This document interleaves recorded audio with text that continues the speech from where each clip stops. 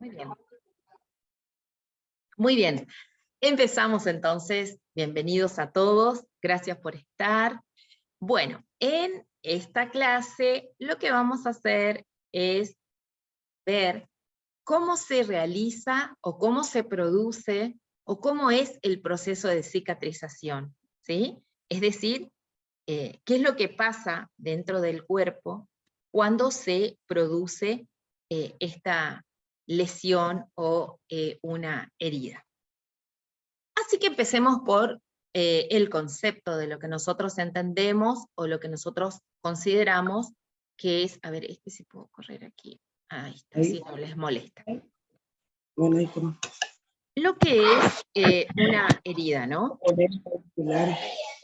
Que te conecte, entonces lo puedo escuchar, nosotros no estamos escuchando. Y puse para conectar. Yo otro día puse ahí. Bueno, les cuento. Una herida es la consecuencia de una agresión, es decir, algo que agrede o algo que lesiona a la piel, ¿sí? ¿Cuál es el resultado de esta lesión? Es una solución de continuidad en los tejidos. Cuando esta lesión es de curso agudo, constituye una ulceración. Es decir, cuando se produce en forma aguda. Por eso dice herida, ulceración. ¿Sí? Ahora, si se extiende por más de 3 semanas, por ejemplo, ya estamos hablando de una úlcera. ¿Sí? Permítanme un minuto.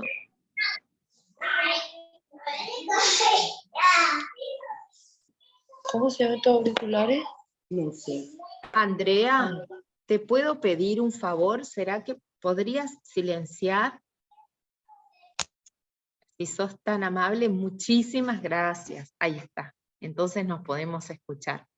Bueno, yo les decía que cuando se producía en forma aguda, hablamos de una ulceración, y cuando esta lesión se prolonga por más de 28 días, como vimos el proceso de queratinización de la semana pasada, cuando dura más de 28 días ya estamos hablando de una úlcera, ¿sí? El complejo proceso de cicatrización involucra muchos patrones fisiológicos que se tienen que dar en forma constante y en etapas que son solapadas. ¿Qué quiere decir? Que nosotros, si bien vamos a ver las etapas de cicatrización, vamos a ver que a veces se interponen unas con otras, ¿sí? Y no es que vamos a ver claramente en una lesión, una herida que está en la etapa de granulación y toda la herida va a estar en la misma etapa. No, puede ser que en una misma herida encontremos diferentes etapas juntas, o bien superpuestas, ¿sí? Eso es importante. Pero bueno, la idea es que ustedes puedan ver la diferencia que hay entre los diferentes tejidos y cómo se va produciendo este proceso de cicatrización. Lo importante es que el patrón fisiológico del cuerpo hace que estas etapas puedan estar muchas veces solapadas, por así decir, ¿no? Pero no siguen todas el mismo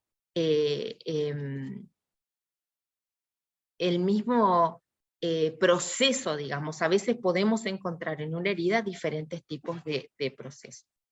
En este tipo de reparación, la que hace el cuerpo cuando se produce una lesión o cuando se produce una herida, el principal objetivo que tiene nuestro cuerpo es corregir la consecuencia de esta lesión, ¿no? Entonces sería tratar de rellenar el lecho y cerrar el lecho. Es lo más importante, teniendo en cuenta la importancia que tiene que nuestro tejido, que nuestra piel, esté intacta por todo lo que vimos la semana pasada, de la importancia que tiene. Muy bien. La verdad es que es muy importante que conozcamos cómo se realiza el proceso de cicatrización. Este proceso biológico, ¿sí? Más que nada radica en la capacidad que tiene nuestro cuerpo para intervenir en estas diferentes etapas y darle una resolución o una solución o un cierre a las lesiones, ¿sí? Para eso hay que lograr modificar el lecho de la herida. Si la herida tiene un lecho granulante, si tiene un lecho fibrinógeno, si tiene un lecho esfacelar, a veces nuestra intervención tiene que ver principalmente con el intervenir para que cierre lo más rápidamente esta lesión, ¿no? Bien. La cicatrización es un proceso dinámico, es un proceso que no queda quieto, que constantemente cambia, ¿sí? Es interactivo porque participan muchos solubles celulares, células sanguíneas, por eso yo les decía, miren siempre el laboratorio de análisis de sus pacientes, células de la matriz celular, como vimos en la clase pasada, del parénquima, y todo esto facilita, digamos, el conocer estas etapas, les va a facilitar a ustedes poder comprender y facilitarle al paciente el cierre de la cicatrización. En cuanto a el proceso en sí de cicatrización, tiene diferentes etapas, ¿no? La primera etapa, cuando se produce la lesión, comienza la etapa que se llama etapa de hemostasia. La segunda etapa es la etapa inflamatoria, luego viene la etapa proliferativa, la etapa de granulación, de epitelización y remodelación es la última. Entonces, estas 5 etapas, pero si tengan en cuenta que la última, epitelización y remodelación, habitualmente se dan casi juntas, ¿no?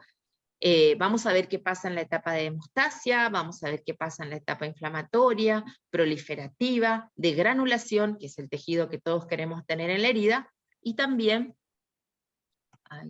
de ingreso a alguien, perdón, epitelización y también la de remodelación, ¿sí?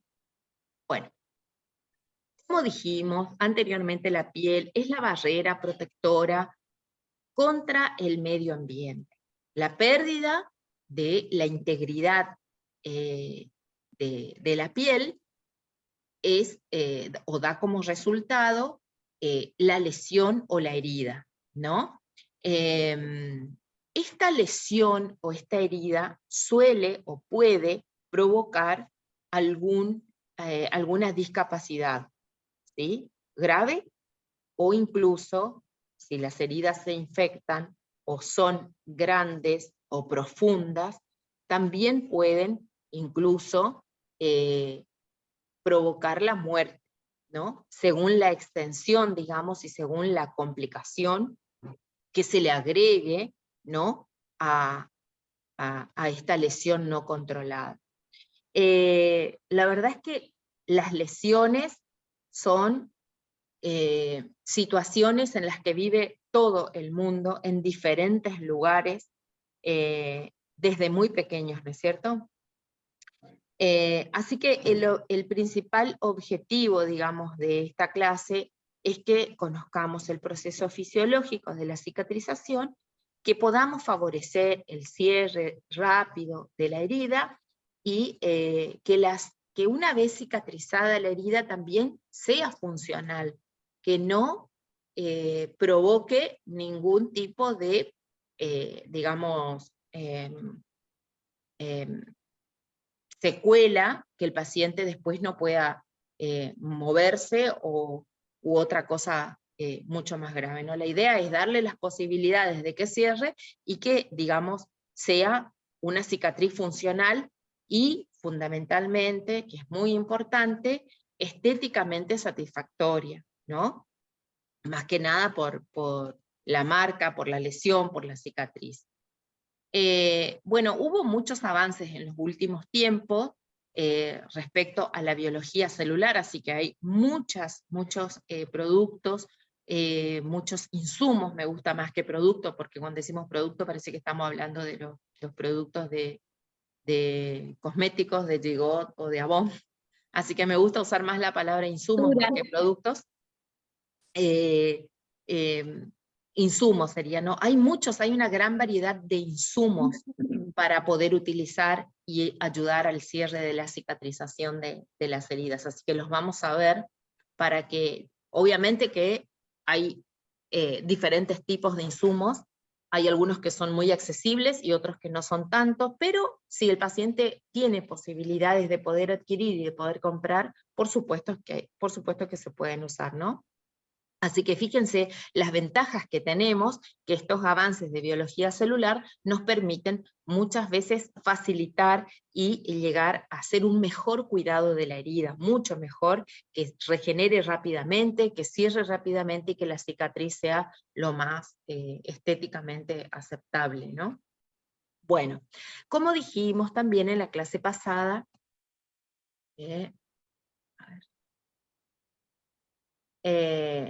como dijimos en la clase pasada, la piel está conformada por tres capas, ¿no?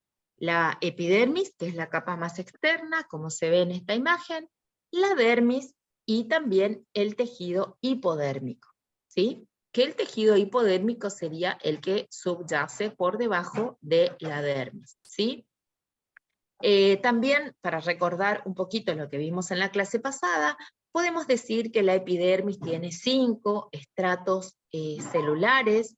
Las células, si lo miramos desde abajo hacia arriba, la capa basal, ¿sí? O el estrato basal, que se reproducen constantemente, como vimos, y durante el envejecimiento de estas células se van desplazando hacia arriba. Ese desplazamiento de las células que se encuentran en el estrato basal hacia la parte más superficial se llama diferenciación, ¿sí? Cuando se mueven hacia la superficie. Y allá en la superficie se depositan, y gracias al proceso de transformación gradual, cambian de ser células redondas, digamos, y nucleadas, a escamas planas y ricas en queratina, ¿sí? Estas capas ricas en queratina y más planas se encuentran en las capas externas de la epidermis, las cuales están desvitalizadas, ¿sí? Y que se van a ir desprendiendo o se van a ir saliendo. ¿Por qué? Porque ya no tienen vida, ¿sí? Bueno, y para recordar también un poquito acerca de la dermis, decimos que la dermis está conformada por fibras de colágeno y elastina y tiene una matriz de mucopolisacáridos, que estos están irrigados a su vez por una rica trama vascular. La epidermis es avascular, como ven en esta imagen, y aquí ven, y la dermis sí tiene, digamos, una trama vascular que sostiene también la epidermis, ¿no es cierto? Que irriga o que baña también la epidermis. La elastina, ¿qué es lo que hace dentro de la dermis? Lo que hace es aportar elasticidad y colagenasa en su fuerza tensil. Recordar esto es importante porque a la hora de aplicar un insumo, una crema, por ejemplo, es importante saber qué le estamos poniendo a la lesión y qué efecto va a producir. Por ejemplo, si yo decido limpiar una herida con una solución fisiológica que le va a aportar electrolitos, le va a aportar cloro, eso de esa manera lo voy a nutrir, digamos, y voy a cubrir esa herida, por ejemplo, con una crema rica en colagenasa y vitamina A, le estoy aportando sustancias que van a ayudar a cicatrizar. Por eso es darle las condiciones. Poder ver con ojo crítico a la herida y saber qué es lo que esa herida necesita, ¿no? Recuerden que el grosor de la piel también es diferente en el cuerpo del ser humano. Vimos en la semana pasada la diferencia entre la piel del párpado y la del talón, que hay mucha diferencia. Diferente tensión y en cuanto a la estructura, a la forma, ¿no? Muy bien. Esta unión aquí entre la dermis y la epidermis, en esta unión se forman como una serie de ondas, ¿sí? Estas ondas se llaman pedículos reticulares o papilares. Estas que ustedes ven aquí, ¿sí? Se llaman pedículos reticulares o papilares, ¿sí? Bajo la dermis se encuentra el tejido hipodérmico, que ustedes ven acá, de sostén o tejido graso subcutáneo, el cual contiene, además, nervios en sus terminales. Tiene también vasos sanguíneos, por eso nosotros hacemos medicación, por ejemplo, subcutánea, porque los vasos sanguíneos van a absorber esa medicación, y estos vasos sanguíneos van a irrigar tanto la piel y los tejidos linfáticos, ¿sí? Bueno, tengan en cuenta estas estructuras para que cuando después analicemos qué pasa en una herida, en una quemadura, por ejemplo, que tiene una flectena, donde se forma la flectena, y también tener en cuenta, digamos, cuándo va a quedar una cicatriz y cuándo no. Ustedes piensen en lo siguiente: ¿por qué cuando se hacen esas limpiezas profundas de la piel, lo que habitualmente sucede es que la piel queda roja, ¿sí? Porque en realidad, ¿qué es lo que están despegando o qué es lo que están realizando en la piel? Lo que hacen es despegar la última capa, digamos, de la epidermis, que serían los queratinocitos, ¿sí? Esas células que se fueron modificando, que fueron cambiando su estructura, que se fueron diferenciando del estrato basal, que se hicieron que fueron perdiendo su núcleo, por eso son anucleadas, y que después se achatan y que se pierden.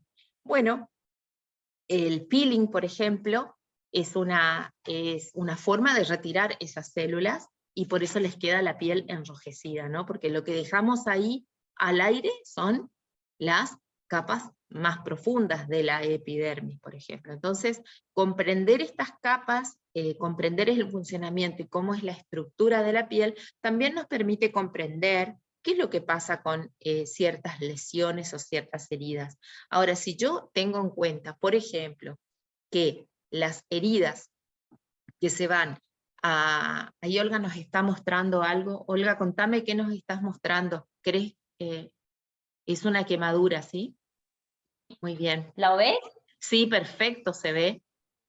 Bueno, solución fisiológica y vaselina. Mira, ¿hace cuánto sucedió esa lesión? ¿Con qué se produjo esa ¿Cuánto? quemadura? A ver, ya. Una semana de Bien. evolución. Muy bien. ¿Cómo la ves? Yo la veo, está con tejido granulante, y Sí. como que ya comenzó el proceso de epitelización, ¿no? Todavía hay algunas células que se van a despegar, que es la parte más oscura. Sí. ¿Y cómo estás limpiando, Olga, la herida? Con suero, solución Sí. fisiológica. Y vaselina para proteger, me decías. Exacto. Qué bien. Y no qué sé bien. si ¿qué opinas de los apósitos? Si evolucionó perfectamente con vaselina, la vaselina es lo que le aporta, digamos, humectación a la herida, ¿no es cierto? Estás Sí. humectando.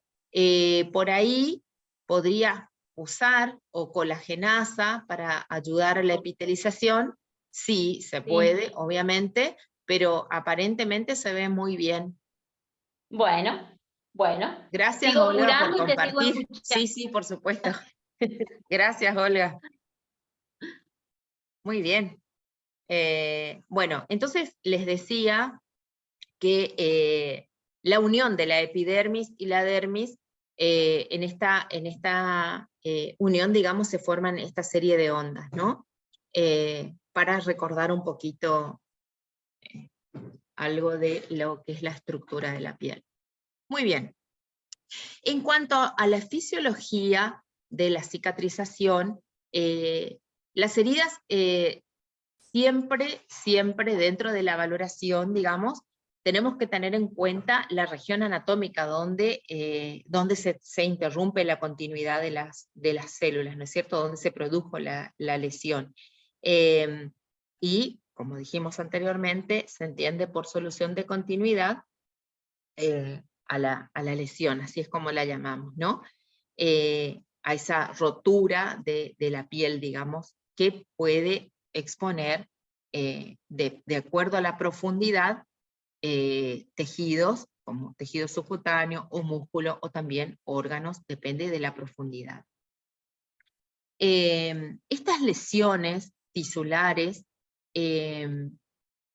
son comunes por muchas veces traumas o muchas veces lesiones o incisiones quirúrgicas, por ejemplo, que van a cerrar, de acuerdo a la cicatrización, por primera intención, segunda intención y tercera intención, ¿sí?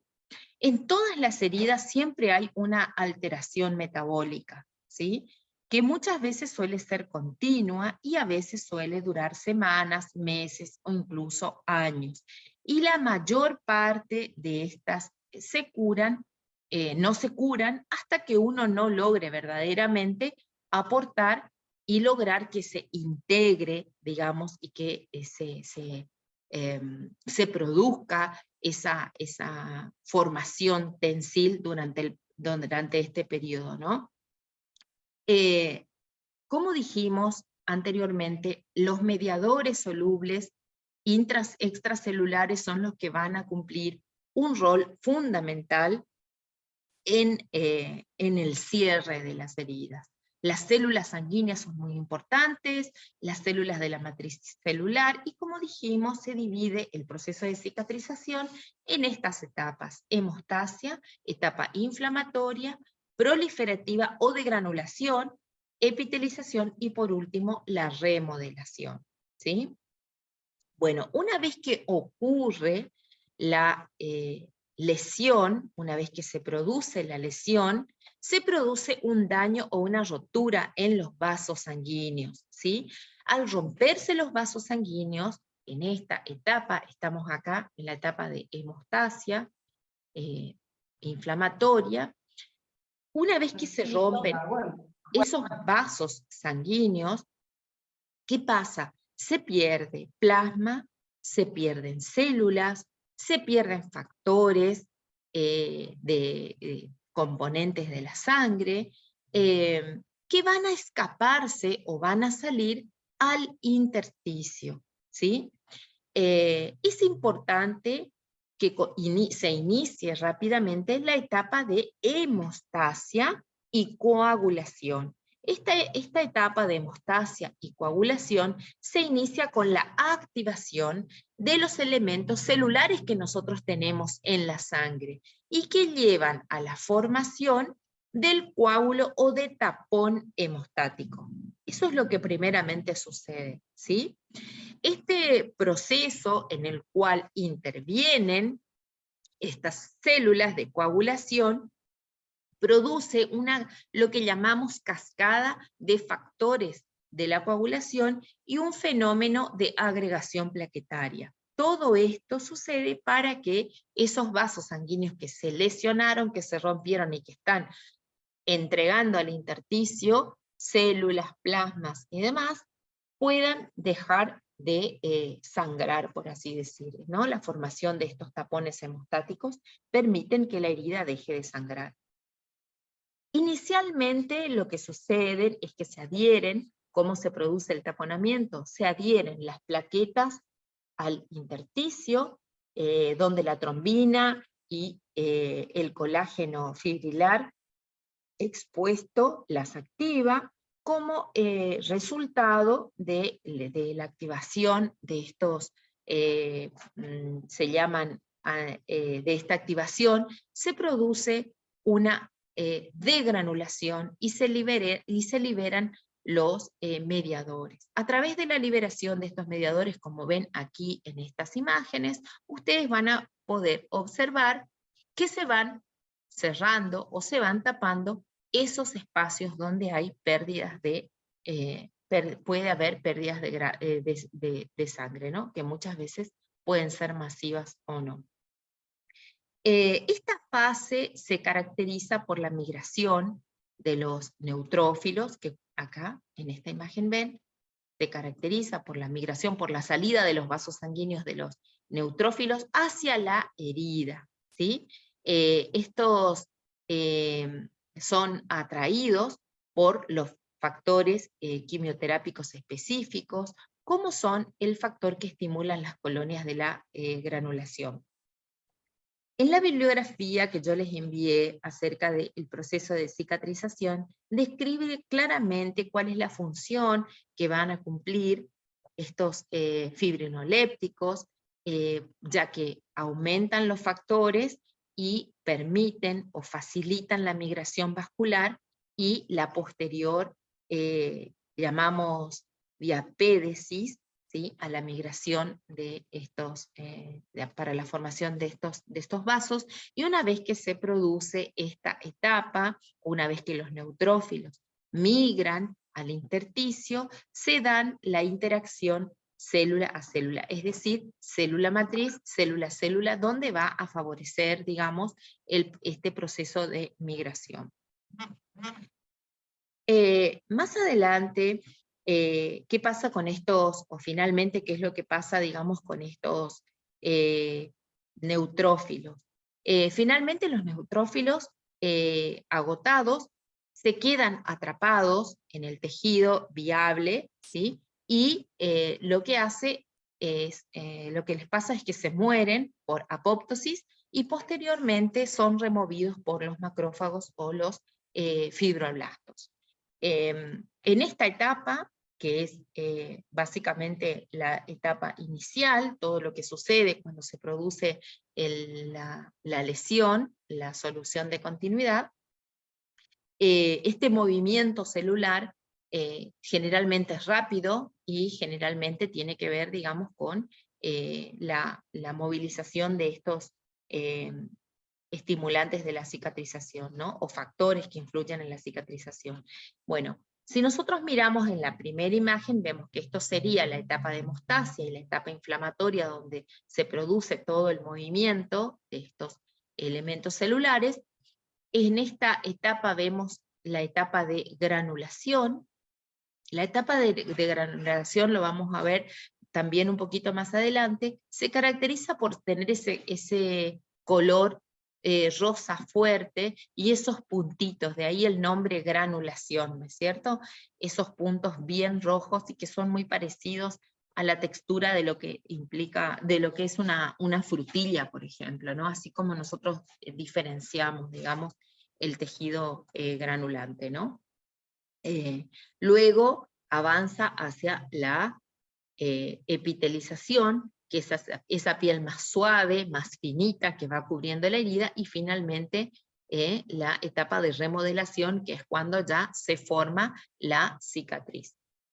Los fibroblastos constituyen una muy importante producción, digamos, en la matriz dérmica. Estos son los que van a llegar a la herida desde los músculos, desde los tendones y desde las fascias, por así decir, y una vez que están en el lecho de la lesión, van a migrar con movimientos activos sobre la misma matriz laxa de fibronectina. Sé que por ahí esto es un poco engorroso, pero yo sé que tampoco pretendo que ustedes lo puedan recitar de manera de memoria, digamos, sino que ustedes puedan comprender lo que sucede en el proceso de cicatrización y saber la importancia que tiene, digamos, la misma defensa que hace el cuerpo para el cierre de las heridas, ¿no? Podríamos hablar media hora de los fibroblastos y de la función que cumplen, pero no es la idea tampoco abrumarlos, sino más bien darles pequeños tips para que ustedes mismos se puedan interiorizar en cómo se realiza el proceso de cicatrización, pero por sobre todo tener en cuenta de que no es mágico, de que no se produce de un día para otro, sino que esta etapa es muy importante porque no solo que el cuerpo busca cerrar esa lesión, sino que además defenderse de los cuerpos extraños que pueden haber, que se pueden meter o invadir el lugar una vez que la piel está expuesta, digamos, ¿no? Tenemos en la fase 1, como dijimos, que es la fase vascular, se produce la lesión, se produce la vasoconstricción, que refleja en forma inmediata para que deje de sangrar la herida. En esta fase de hemostasia también tenemos la fase plaquetaria, que es donde aparece como un reconocimiento y atracción de las plaquetas para que se forme el tapón y deje de sangrar. Y también una fase plasmática o fluida donde actúan los factores de coagulación, los que van a actuar en la cicatrización, fibrinólisis y finalmente la trombosis. En la segunda etapa, que es la etapa inflamatoria, vimos que se produce la diapédesis y la apoptosis, los movimientos de los mastocitos y de los neutrófilos que son tan importantes. En la fase 3, que es la fase proliferativa o la fase de granulación, fíjense en este lecho de la herida los diferentes componentes que intervienen, digamos, en esta fase proliferativa, donde también los fibroblastos constituyen las células más importantes de la producción en la matriz dérmica, ¿no? En la base de la lesión. Estas son las que van a llegar a la herida y que finalmente van a producir el inicio del proceso de cicatrización. Perdón, me vine para atrás. En la fase de epitelización, para que se lleve a cabo ya la última fase, que es la cuarta epitelización, perdón, la anteúltima y la reepitelización, lo que nosotros vemos es que los queratinocitos que llegan y los que han migrado desde los bordes de la herida y desde los anexos también remanentes, tienen el fin de restablecer la barrera cutánea, cerrar finalmente lo que es la barrera cutánea, ¿no? Esta migración se produce gracias a los cambios de los fenómenos llamados fenotipos. Estos fenotipos consisten básicamente en la pérdida del aparato de adhesión gracias a la atracción de los tonofilamentos y también la dilución de los desmosomas, ¿sí? Que van a permitir la última fase finalmente, que es la quinta, ¿sí? En la última etapa, que es esta que ustedes ven acá, comienza al mismo tiempo que la fibroplasia y continúa por meses. ¿Cuánto tiempo puede durar esta etapa? No sé, 3 semanas, 4 semanas, 8 semanas. Fíjense la característica del tejido de remodelación, cómo es débil, fina y delicada. Es muy importante seguir manteniendo los cuidados en esta etapa de la herida, ya que cualquier lesión o agresión pueda volver a abrir nuevamente la herida, ¿no? Yo siempre digo que es tan finito como si fuera una piel, como la piel de la cebolla, las capas más internas de la cebolla, que son muy, muy finitas y muy frágiles. Bueno, en esta etapa de remodelación hay que cuidar especialmente de que no se vuelva a abrir y que no se vuelva a lesionar o secar, ¿no es cierto? Muy bien. Como conclusión, podemos decir que una herida es una agresión a la integridad de la cobertura cutánea y de las estructuras subyacentes. La lesión de los tejidos blandos pueden aparecer de manera aislada o en el contexto del paciente politraumatizado, por ejemplo, donde la cicatrización cutánea es un proceso básicamente reparativo y complejo, no es sencillo, que conduce finalmente a la regeneración del epitelio y el reemplazo de la dermis por un tejido fibroso. Este tejido fibroso suele estar constituido por colágeno con características diferentes al tejido normal, ¿sí? Las nuevas fibras que se forman son más cortas y desorganizadas, por lo que muchas veces la cicatriz nunca presenta la fuerza tensil de la piel ilesa, es decir, la que tenía anteriormente. A este proceso de reparación de las heridas se ha dividido de manera didáctica para que nosotros podamos entender, digamos, en estas fases como hemos visto: hemostasia, fase inflamatoria, proliferativa o de granulación, la epitelización y remodelación. Y ahora vamos a ver algunas imágenes. Bueno, en esta imagen yo lo que pretendía es mostrarles cómo se realiza o cómo se interponen las diferentes etapas. La etapa inflamatoria entre el primer y segundo día, la etapa de granulación que comienza al segundo día, y la etapa de contracción y formación finalmente de la piel y remodelación. Más o menos o aproximadamente podemos decir que dentro de los 3 meses, ¿sí?, podemos decir que se podría finalizar este proceso, ¿sí? Muy bien. Bueno, acá tienen otra imagen que explica lo mismo, qué es lo que pasa en la etapa inflamatoria, proliferativa y remodelación, qué es lo que sucede, es como un resumen, digamos, de lo que va sucediendo en la herida, ¿no? Todas las heridas son una agresión a la integridad de la cobertura cutánea, por lo tanto, es importante poder brindar a estas lesiones los medios o el microclima que tanto hablamos para que se pueda producir todo este proceso que veníamos hablando anteriormente. ¿Cómo venimos hasta ahora? ¿Alguna pregunta hasta acá? ¿Cómo vienen? ¿Se entiende?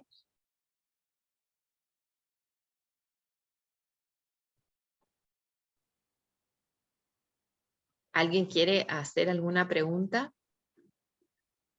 respecto a las fases?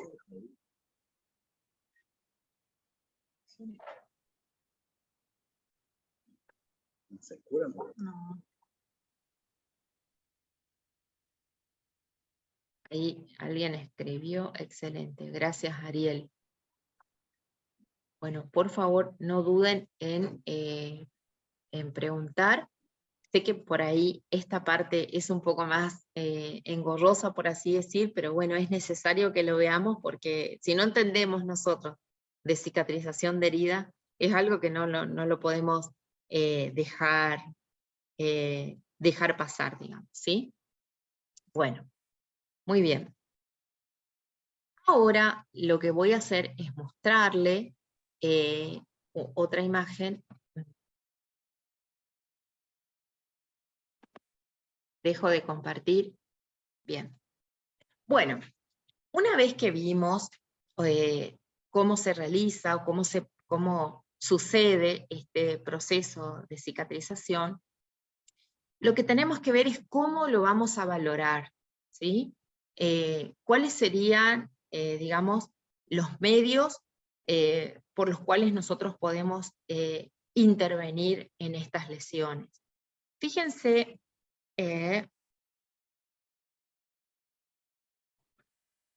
voy a volver a compartir.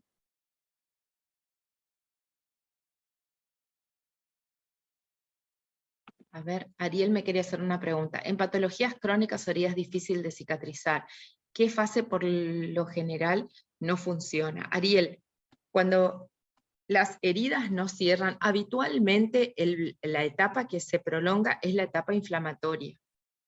Esa es la etapa que más cronifica. Cualquier germen o bacteria que se mete dentro de la herida, lo que hace, además de cronificar, digamos, es de que esa herida permanezca en la etapa inflamatoria, donde el cuerpo se tiene que defender constantemente de los microorganismos que puedan infectar, donde constantemente se tienen que seguir produciendo vasos sanguíneos para poder irrigar esa zona. La hipoxia, como dijimos la semana pasada, también es importante porque estimula la angiogénesis, la formación de los nuevos vasos sanguíneos. Cuando ustedes tienen una lesión en etapa inflamatoria, esa es generalmente la que cronifica, ¿sí? Por lo tanto, por ejemplo, en una lesión, en una úlcera venosa, por ejemplo. Las úlceras venosas que generalmente son crónicas, que generalmente los pacientes vienen con mucho tiempo de lesión, son heridas que generalmente están infectadas, ¿no? Dice Hidalga, lo que me interesa saber es el tipo de solución antiséptico o cremas que sean más recomendables al momento de tratar la herida para conducir una buena cicatrización. Bien, Hidalga, vamos a ver cuando veamos los Hidalina, perdón, pero me sale Hidalga, no sé por qué, pero bueno, gracias por la aclaración, Hidalina. Bueno, las heridas no tienen que ser curadas o limpiadas con antisépticos. Eso es algo que tenemos que, como vimos en la clase pasada, sacar porque implica la cura seca o la cura tradicional, ¿no? El limpiar con iodopovidona, limpiar con clorhexidina sin una buena concentración o sin saber qué concentración de clorhexidina estamos usando, porque, a ver, el uso de un antiséptico dentro de una herida, ¿para qué sería? Para bajar la carga bacteriana. ¿Por qué quiero bajar la carga bacteriana en una herida? Porque quiero estimular o que ese tejido siga un proceso, ¿no? De cierre. Si hay gérmenes y bacterias dentro de la herida, va a cronificar el proceso, se va a quedar en la etapa inflamatoria y no va a cerrar, nunca va a avanzar. Entonces, tengan en cuenta eso, ¿no? Si yo quiero bajar la carga bacteriana, ahí sí debería usar un antiséptico. Pero ¿qué tipo de antiséptico? Y también ¿cuánto tiempo? ¿No? Para bajar la carga bacteriana. Y si no, también podría usar apósitos, por ejemplo, con plata, que son apósitos que van a combatir ese tejido, no el tejido, sino en sí los microorganismos que están. Pero si no, las heridas hay que lavarlas con una solución que aporte nutrientes a todo lo que nosotros estuvimos viendo, que aporte elementos que sean fisiológicos, los mismos que tenemos en el cuerpo. Si yo estoy limpiando una herida con solución fisiológica, le estoy aportando a esa herida cloro y sodio, porque eso es lo que tiene, solución fisiológica de cloruro de sodio, por ejemplo, ¿no? Que es la solución más parecida a lo que nosotros tenemos en nuestro cuerpo. Entonces, no debería usar nunca agua oxigenada, iodopovidona, mertiolate, agua oxigenada, no amerita. ¿Por qué? Porque son antisépticos. Los antisépticos lo que hacen es destruir a las bacterias, ¿no? Matar a las bacterias. Así como mata y rompe la membrana de la bacteria y las destruye, también rompe la membrana de la célula. Entonces, esa célula que está tratando de duplicarse, de cerrar ese tejido, de crecer, se terminan muriendo por la aplicación justamente de ese antiséptico. Ahí vemos, fíjense que muchas de las heridas limpias, a veces, o las heridas que van a cerrar por segunda o tercera intención, el hecho de limpiarlas con iodopovidona, porque la indicación médica dice limpiar con iodopovidona, lo que hacemos es cronificar la herida, ¿sí? Y permitir que ese tejido granulante nunca aparezca, sino que al contrario, sean un grupo de células muertas y tejidos muertos que estén en el borde, ¿sí? A ver, acá nos dice algo Ariel. Lo que digo en formas muy simples: herida limpia cicatriza, herida sucia o con microorganismo tarda o disminuye la cicatrización. Las heridas limpias que cierran por primera intención no son un problema para nosotros. Digamos, si el proceso de cicatrización continúa en condiciones normales, en 28 días va a cerrar la herida y más o menos 3 meses, como vimos anteriormente, se va a finalizar en realidad el proceso en sí, ¿no? Pero si la herida está sucia, por ejemplo, la mordedura de un perro, una escoriación, la caída de motos, o de bicicleta y se lesiona, se abre la piel y además se meten en los microorganismos, estamos frente a una herida infectada. Ahora vamos a ver enseguida el esquema TIME y vamos a poder ver cómo diferenciar cuando una herida está contaminada. Todas las heridas abiertas están contaminadas, pero no todas están infectadas. Ahora vamos a ver la diferencia que hay, ¿sí?, entre una y otra. Si es una herida contaminada, lo que tenemos que hacer es aplicar un insumo que sea adecuado. Pero tengan en cuenta lo siguiente: ninguna de estas heridas se van a tratar en realidad con una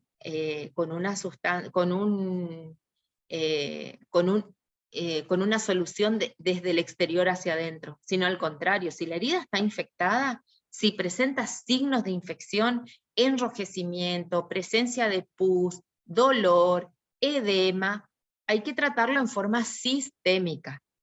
Si las heridas son crónicas, lo ideal sería tomar una muestra de los bordes de la herida, yo les hablo de heridas que tienen mucho tiempo, y ver qué tipo de microorganismo está dentro de la herida para poder aplicar el antibiótico que corresponde, pero en forma sistémica, no en forma local. Lo que nosotros tenemos que hacer es darle las condiciones a la herida para que se pueda realizar ese proceso de cicatrización. Pero si hay gérmenes y bacterias dentro de la herida, hay que tratarlas en forma sistémica y también a través de la limpieza, ¿sí? Pero más que nada, darle o aportar soluciones que sean edificantes, digamos, ¿no? Como la solución fisiológica. Ahora, si yo pretendo desbridar un tejido con un producto como por ejemplo iodopovidona, por querer bajar la carga bacteriana, lo que estoy haciendo es provocando más daño todavía.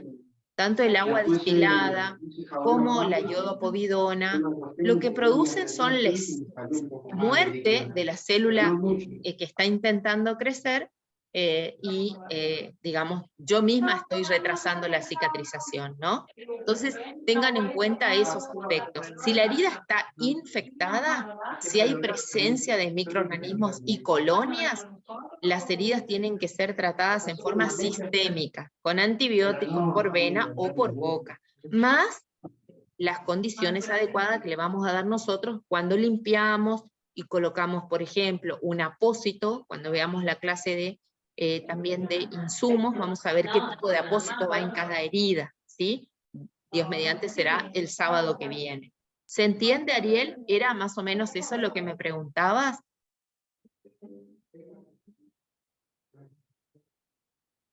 Voy a apretarme, Quiero que me compartas el número de teléfono de Cristina.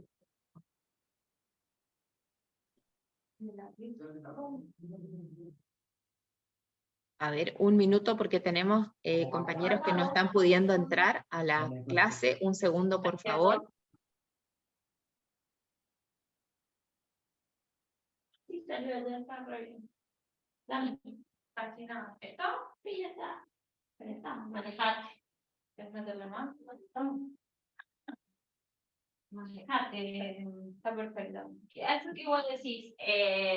¿Clorexidina o solución fisiológica nada más curar? ¿Esto? Sí.